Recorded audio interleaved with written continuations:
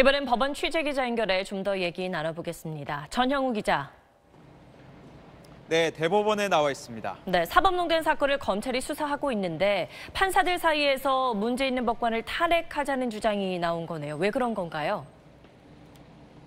네, 사법농단 사건에 대해 검찰이 적용하려는 혐의는 직권남용죄입니다.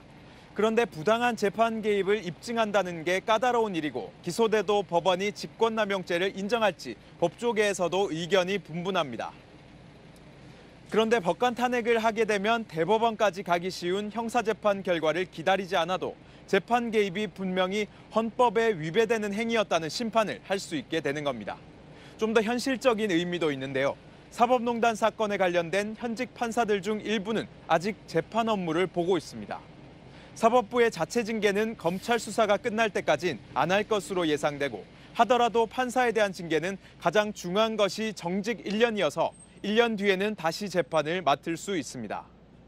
통진당 재판 개입 의혹 등을 받는 이규진 서울고법 부장판사의 경우 내년 2월에 재임용을 앞두고 있는데 스스로 재임용 신청을 하지 않으면 징계를 받지 않고 퇴직해 변호사로 일할 수 있습니다. 그래서 지금 현직에 있는 고위 법관들을 심판할 방법이 탄핵이라는 주장이 나오는 겁니다.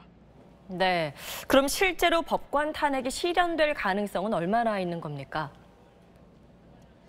만약 전국 법관대표회의에서 탄핵 촉구가 결의된다면 민주당과 민주평화당 일부 의원들과 정의당이 추진하고 있는 국회의 탄핵소추안 발의가 힘을 받게 될 걸로 보입니다.